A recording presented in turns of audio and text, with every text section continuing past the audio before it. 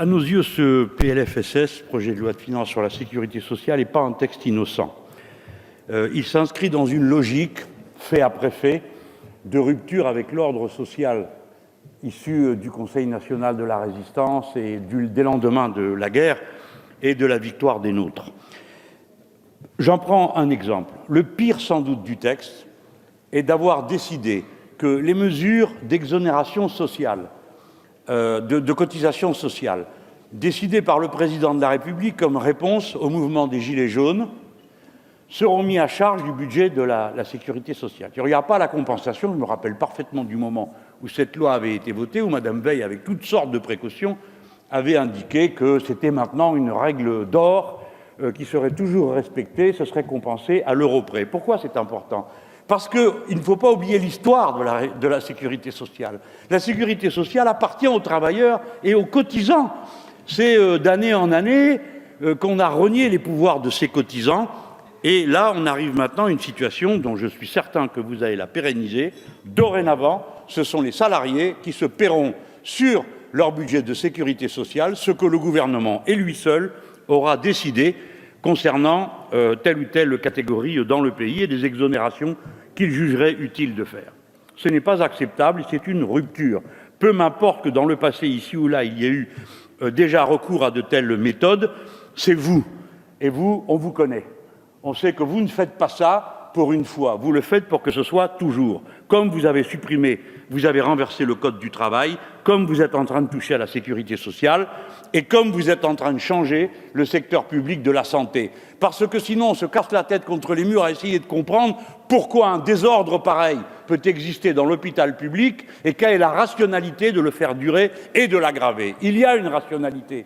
Depuis 1996, 63 services d'urgence publics sont fermés et pendant le même temps, 193 privés ont été ouverts. Ce qui signifie que c'est bien la logique traditionnelle, le service public va reculer et le marché va, grâce à sa main invisible, pourvoir aux besoins de la population. Autrement dit, en France aussi, quand on va arriver à avoir besoin de soins d'urgence, il va d'abord falloir sortir sa carte bancaire avant de sortir quoi que ce soit d'autre pour savoir si on va être soigné.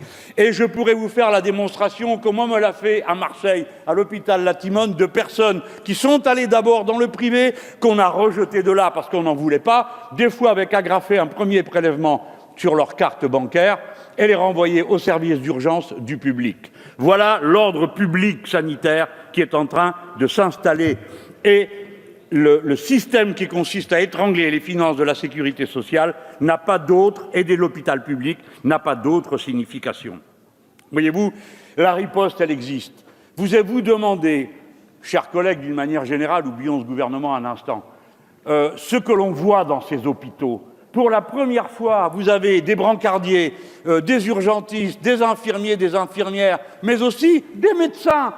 Eh bien, s'il y a une corporation qui n'est pas habituée à faire la grève, c'est bien celle-là. S'il y a une corporation qui n'a jamais vu d'un bon œil le mélange des genres, ça a souvent été celle-là. Eh bien, ils y sont. Et ils y sont souvent d'une façon qui témoigne d'un idéal pour l'hôpital et le service public de l'État et des concitoyens. J'en ai vu à Latimone me dire « Moi, je fais ça parce que je veux le faire, parce que je crois à un système de santé publique. Je pourrais aller immédiatement dans une clinique privée, si je le voulais, et gagner bien plus que ce que je gagne là. » Et pareil pour les aides-soignants et autres personnels. Ainsi, cette mobilisation d'ensemble dure depuis 6 mois dans certains hôpitaux. 260 services sont en grève. Et le 14 novembre, tous ces gens seront dans la rue. J'espère qu'ils seront mieux traités que l'ont été les pompiers avant eux. Mais j'espère qu'ils seront nombreux. Oui, je l'espère.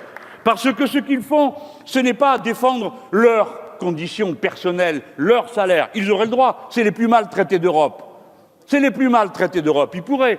C'est la profession dans laquelle il y a le plus de burn-out.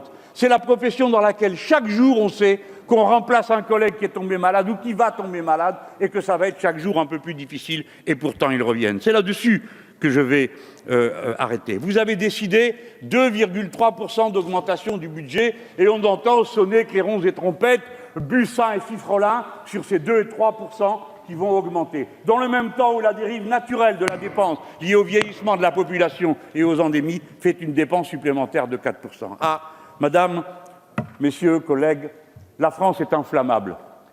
J'espère que ceci sera le détonateur et que le peuple français saura au moins faire comme des Chiliens.